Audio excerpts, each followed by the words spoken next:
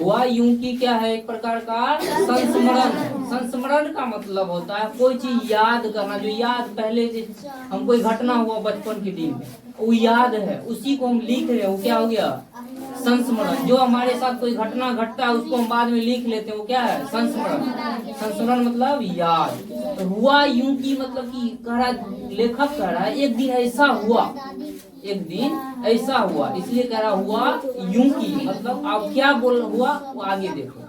किसके साथ हुआ ही, लेखक के साथ। लेखक का क्या नाम है, भीष्म सहनी। लेखक का क्या नाम है, भीष्म सहनी। उसी के साथ ये घटना हुआ। तो लेखक कह रहा है, क्या कह रहा है, मैं चौथी कक्षा में पढ़ता था। लेखक जब चौथी कक्षा में पढ़ता था तब का ही घटना है, समझ गया, उसी को लेखक लिखा है। जब मैं चौथी कक्षा में पढ़ता था तब स्कूल में खेले गए एक नाटक में पहली अदाकारी की, मतलब पहली बार जीवन में अदा किया, रोल प्ले किया। पहली बार अदा किया यानी रोल प्ले किया कब, लेखक जब वह चौथी कक्षा में था। पूरा लाइफ में पहली बार रोल किया था किसी का। किसका रोल किया है थोड़ा आगे पता चलेगा। नाटक का नाम श्रवण कुमार था, और नाटक का क्या नाम था, श्रवण कुमार। और मैं ही श्रवण कुमार हूँ की भूमिका निभा रहा था। और लेखक किसका भूमिका निभा रहा था, श्रवण कुमार का। बताए ना, भूमिका निभाना या अदा करना उसी को कहते हैं अदाकारी, यानी अभिनय करना न। अभिनेता, लड़का अगर कोई अभिनय कर रहा है तो अभिनेता, लड़की कोई अभिनय कर रही है तो अभिनेत्री। रोल प्ले कर रहा था यानी किसका, श्रवण कुमार का। श्रवण कुमार बना हुआ था नाटक में। क्या बना हुआ था, कौन बना हुआ था, लेखक जो है भीष्म सहनी चौथी कक्षा में जब पढ़ता था तो वो कौन चीज बना हुआ था, श्रवण कुमार नाटक में। ठीक है। निर्देशक 9वीं कक्षा का एक छात्र था और जो बता रहा था कि क्या क्या करना है। जैसे कोई नाटक होते रहता है या कोई कहा हम लोग देखते हैं नाच, उसमें एक होता है बताने वाला, ये आप बजरंगबली बना हुआ है, इसको ये करना है, अब तुम ये करो, पहाड़ को लो, सीता की खोज में जाओ, वो सब बताया जाता है, निर्देश दिया जाता है। तो जो बताता है जी क्या करना है उसी को कहते हैं निर्देशक। तो निर्देशक कौन बना हुआ था, 9वीं कक्षा का एक छात्र था। निर्देशक वैसे भी थोड़ा बुझनुक चाहिए ना, बच्चे बन जाएगा निर्देशक तो बता पाएगा कुछ, इसलिए कौन बना हुआ था निर्देशक, 9वीं कक्षा का एक छात्र।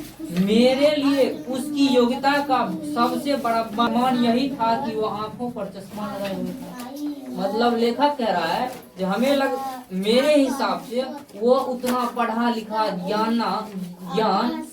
ज्ञानदार यानी जानकारी वाला, इस आधार पे हमें लग रहा था जो चश्मा लगाए हुए था। जैसे अपने लोग देखते हैं ना गांव घर में, जो थोड़ा सा भी इंग्लिश बोल देता है या चश्मा लगाया हुआ रहता है तो हमें लगता है वो बहुत पढ़ा लिखा है, नहीं लगता है।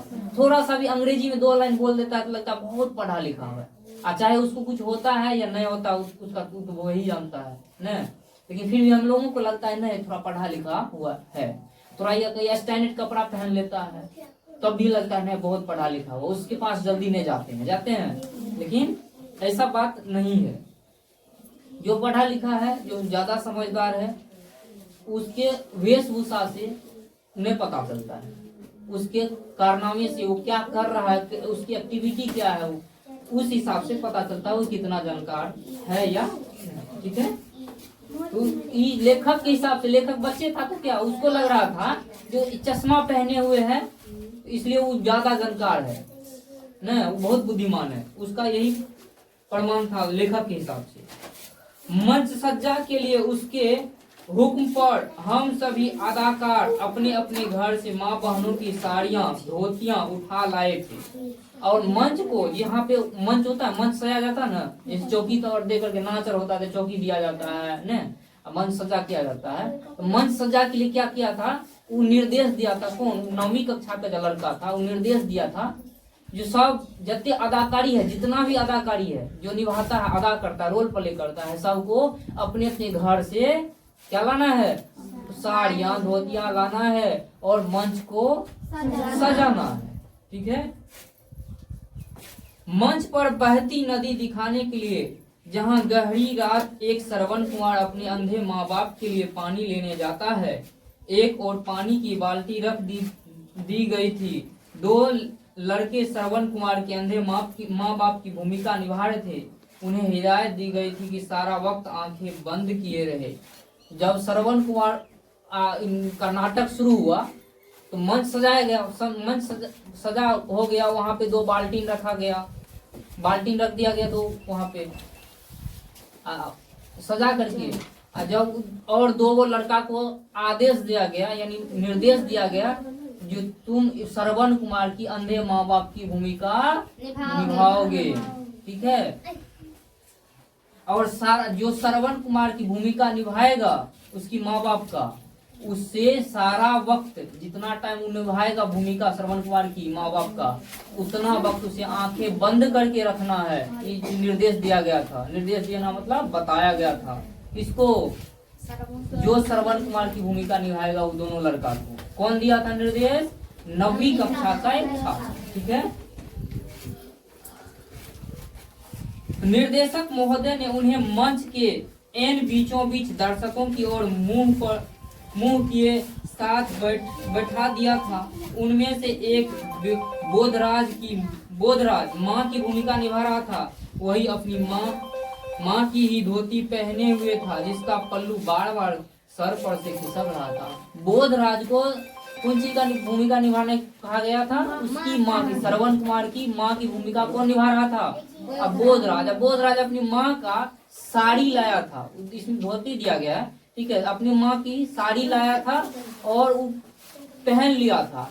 बार बार उसके सर से साड़ी से खिसक जाता था, वैसे आंख बंद किए हुए रहता था और साड़ी कपार पे था उसका पल्लू, अचरा होता है ना, अचरा को कहते हैं पल्लू। अब बार बार उसके सर से ऐसे पल्लू खिसक जाता था, बार बार वो ले लेता था और खिसक जाता था। जिसको आदत नहीं रहता उसका देखना बार बार खिसक जाता है। पर्दा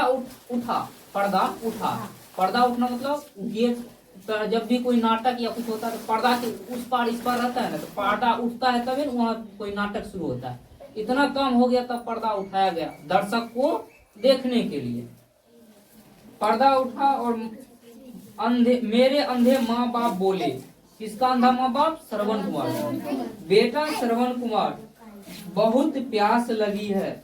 मैंने लोटा उठाया, चरण वंदना की और नदी की ओर चल पड़ा। और श्रवण कुमार को जब उसकी माँ बाप यानी निर्देश दिया, बताया जो सब, बेटा मुझे बहुत प्यास लगी हुई है, तो श्रवण कुमार क्या किया? लोटा उठाया और नदी किनारे चल पड़ा। उधर राजा दशरथ उछलता, पैंतरे बदलता और अपनी मूछों को ताव देता हुआ पर्दे के पीछे से मंच पर उतरा। पीठ पर बंधे तरकस में से तीर निकाला और यह कहते हुए कोई जानवर नदी के जल को गंदा कर रहा है, अपना तीर चला दिया। जब श्रवण कुमार गया पानी भरने के लिए, तभी आया कौन? दशरथ, राजा दशरथ कौन था? श्री रामचंद्र के पिता। राजा दशरथ कौन थे? श्री रामचंद्र के पिता। तो उसके पिता आए श्री रामचंद्र के और क्या किए? तो उससे लगा कि कोई पानी जानवर होगा, पानी गंदा कर रहा है। उसने इधर उधर नहीं देखा, बस तरकस से तीर निकाला, बस छोड़ दिया। वो तीर जाकर के किसको लग गया? तीर जाकर के सीधे श्रवण कुमार को लग गया। तो श्रवण कुमार की चीखें निकल आई और वो चिल्लाने लगा, कहा तीर को मैंने सीधा, तीर उसके पेट, ठीक है, तीर को मैंने सीधा ऊपर की ओर जाते देखा। जब तीर ऊपर जा रहा था, श्रवण कुमार को लग रहा था, तब श्रवण कुमार तीर को देख रहा था। मैंने उसी क्षण लोटा फेंक और चारों खाने चित्त हो गया। स्टेज पर लेटकर सप्तम स्वर में गाने लगा। जब उसे तीर लगा, किसे? श्रवण कुमार को, तो श्रवण कुमार को असली में तो तीर नहीं लगा हुआ। तो श्रवण कुमार जो भूमिका निभा रहा था कौन? भीष्म सहनी लेखक, वो चारों चीज पड़ गया और लोटा को फेंक दिया और सप्तम स्वर में गाने लगा। मैंने जालिम तेरा क्या बिगाड़ा, तीर सीने में क्यों तूने मारा, क्या खता थी बता मेरी आखिर, क्यों अभागे को जल भरते मारा। मेरी आवाज सप्तम में चल रही थी, जिस कारण हॉल में सन्नाटा छा गया। और ये बहुत अच्छे से गा रहा था कौन, विष्णु सहनी यानी लेखक, जो श्रवण कुमार की भूमिका निभा रहा था। तो पूरा हॉल में जो जितना वो दर्शक देख रहा था, सब कुछ नहीं बोल रहा था, पूरा सन्नाटा छा गया था। कुछ किसी के मुंह से कुछ भी बातें नहीं निकल रहा था। जैसे मूवी सब में हम लोग देखते हैं तो कभी कभी किसी के साथ कोई गलत हो रहा होता है, तभी हम लोग अवाक रह जाते हैं, कोई मुंह से आवाज नहीं निकलता है, निकलता है नहीं निकल पाता है। उसी तरह पूरा हॉल में क्या हो गया, सन्नाटा छा गया जब उसको तीर लगा। किसको? श्रवण कुमार को। मैं बार बार गाया जा रहा था और श्रवण कुमार जो था वो बार बार यही गा रहा था। कौन सी गा रहा था? तो मैंने जालिम तेरा क्या बिगाड़ा, तीर सीने में क्यों तूने मारा, क्या खता थी बता मेरी आखिर, क्यों अभागे को जल भरते मारा। यही गा रहा था बार बार न। गीत इतना लंबा था कि खत्म ही नहीं हो रहा था, और गीत इतना लंबा था, बार बार यही गा रहा था जो खत्म ही नहीं हो रहा था। उधर राजा दशरथ एक पैर आगे किए पीछे रखे, एक पैर आगे और एक पैर पीछे रखे थे, पोज बनाए हुए था, पोज बनाया हुआ था। पोज मतलब जैसे उसका रहना चाहिए, जो कोई नाटक करता है तो एक आदमी का खत्म होता तब दूसरा कोई बोलता है, तो तब तक वो जैसे था वैसे खड़ा होता। कौन? राजा दशरथ एक पैर को आगे किए हुए था और दूसरा पैर पीछे किए हुए था, और खत्म होने का इंतजार कर रहा था कब श्रवण कुमार अपना गीत खत्म करेगा, जो हम अपना रोल शुरू करेंगे। बिना हिले डुले मूर्तिवत खड़ा था। कौन? राजा दशरथ। थोड़ा सा भी हिल नहीं रहा था, जैसे मूर्ति में जान नहीं रहा था, जैसे रखते हैं वैसे रहता है ना, ठीक उसी प्रकार खड़ा था, इस इंतजार में कि कब खत्म होगा हम अपना शुरू करेंगे। उसका तीर कमान मेरी दिशा में स्थिर हो गया था। अगर वह एक और तीर तरकस से निकाल कर मेरी ओर चला देता तो बात बन जाती। उसे डायरेक्टर ने एक तीर चलाने का ही आदेश दिया था। श्रवण कुमार कह रहा है अगर हम जैसे गा रहे थे तभी राजा दशरथ एक और तीर मार देता तो हम मर जाते, मतलब मर होने का नाटक करते तो मर जाते। लेकिन उसे निर्देशक जो था, वो निर्देशक उसे एक ही तीर चलाने का आदेश दिया था, इसलिए वो अधमरा था तो वो अपना गाया जा रहा था। किसी वक्त मुझे लगने लगा जैसे हॉल में बैठे दर्शक हंसने लगे। कभी कभी उसको लग रहा था, किसको? श्रवण कुमार को, लोग हमें देख करके हंस रहा है। उधर मेरे अंधे माँ बाप आंखें बंद किए बैठ ही नहीं पा रहे थे, और उसका जो पिता जो था, किसका? श्रवण कुमार का, जो माँ बाप का रोल प्ले कर रहा था, वो आंख बंद करके रख ही नहीं पा रहा था। बार बार उसका आंखें खुल जा रहा था, जैसे कुछ कोई घटना होता था तो उसका आंखें खुल जाता था, कुछ भी घटना होता था उसकी आंखें खुल जाता। बच्चे है तो क्या होगा, उसका आंखें खुलेगा। जैसे अभी तुम लोग बोलेंगे कितनों जो आंख बंद करके रखो रे बाबू, यहाँ कुछ हम बोल दे या कुछ ऐसे गिर जाए, कुछ ऐसे घटना हो जाए तो आंख बंद करके नहीं रख पाओगे, लगेगा क्या है, देखते एक बार क्या है, एक बार देख लेते हैं, तब बंद कर लेता है। जैसे लिमिट कर रहा था तो दर्शक सबको हंसी लग रहा था, पूरा दर्शक तक सब हंसने लग रहा था। वह देख उसे फिर आंखें खोल लेता और बार बार यही करता। जब आंखें खुल जाता था उसका, सहसा हॉल में ठहाका हुआ। एक बार ऐसा हुआ जो पूरा हॉले में ठहाका, पूरा जोर जोर से सब हंसने लगा, जितना दर्शक था पूरा जोर जोर से हंसने लगा। बोधराज के सिर पर से जो अंधी माँ की भूमिका निभा रहा था, धोती का पल्लू खिसक गया था। वो पूरा दर्शक क्यों हंस रहा था? बोधराज का जो था उसका भूमिका निभा रहा था, किसका? श्रवण कुमार की माँ का भूमिका निभा रहा था, उसके सर पर से पल्लू उसका खिसक गया था। आचरा होता ना, वो अचरे खिसक गया था, इसलिए पूरे हॉल का दर्शक जितना था वो सब हंसने लगा।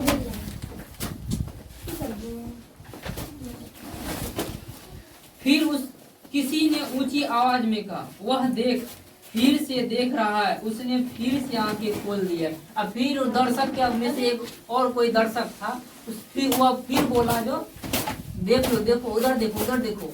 फिर से वो देख रहा आंखें खोल करके। तो फिर दर्शक सब देखने लगा, फिर सबको हंसी आने लगी। हॉल में बार बार ठहाके उठने लगे, फिर बार बार तालियां बजने लगी। फिर जब मैंने गीत समाप्त करके तरफ कर मरने का अभिनय किया तो हॉल में सीटियां बज रही थी। जब फिर तरफ करके मरने का नाटक किया श्रवण कुमार, तब पूरे हॉल में तालियां बजने लगी, पूरा हॉल खुशी से झूम उठा। मेरी कक्षा के एक अध्यापक मेरे भाई बलराज से कह रहे थे, यह तेरा भाई क्या कर रहा है। उसकी कक्षा के एक अध्यापक था, अध्यापक मतलब पढ़ाने वाला शिक्षक, तो बोल रहा था उसके भाई से। उसका भाई का नाम क्या था? बलराज। श्रवण कुमार के भाई का क्या नाम था? बलराज। तो बलराज से बोला था, देख तेरा भाई क्या कर रहा है। उसे अब थोड़ा सा भी नाटक करने के लिए नहीं आ रहा है। मेरी मृत्यु के बाद अभी और संवाद बोलने थे। बूढ़े माँ बाप के साथ राजा दशरथ के संवाद, अंधे माँ बाप को अभिश्राप देना था, पर नाटक का शेष भाग मैंने भूल गया और झट से उठ गया। इसे हॉल में हंसी के फवारे उठने लगे। और कुछ कुछ होता वहाँ पे, और कुछ रोल प्ले होता। जैसे उस श्रवण कुमार मर गया तो बोध राजा दशरथ जाते उसके माँ बाप के पास पानी लेकर के और अपना बोलता। संवाद मतलब होता बातचीत करना, संवाद मतलब बातचीत करना। तो उस दशरथ राजा दशरथ जाता, उसकी माँ को पानी पिलाता, उसकी माँ उसे फिर श्राप देता, जो जिस तरह से मैंने अपने बेटे के शोक में मरा है, ठीक उसी प्रकार तू भी अपने बेटे का शोक में मरेगा। ये सब श्राप देता। लेकिन ये सब भूल गया था। कौन भूल गया था? श्रवण कुमार और उसके जितना भी अभिनय करने वाला था अभिनेता, वो सब भूल गया था ये सब रोल। और क्या हुआ? पर्दा झटाक से गिर गया। वो रोले भूल गया था तो आगे तो नहीं कर पाता। तो पूरा और हॉल में हादसा उठ गया और सब हंसी की फवारे, पूरा हंसी, हर पूरे हॉल में हंसी आने लगा, पूरा हंसी उठ गया। और श्रवण कुमार लेटा रहा। पर मैं इतना बेसुध मतलब बेहोश हो जाना, अचेत हो जाना, इसे किसी चीज का ध्यान ही नहीं रहता, उसे कहते हैं बेसुध हो जाना, अचेत हो जाना। तो श्रवण कुमार कह रहा, पर मैं बेसुध हो गया था कि मेरी समझ में नहीं आ रहा था कि क्या करूं। मुझे और तो कुछ नहीं सूझा।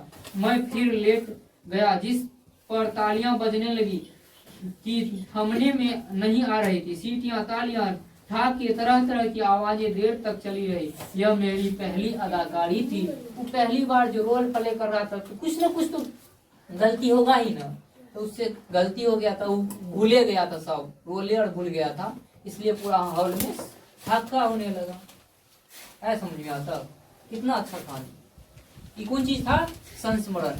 इसका लेखक कौन था?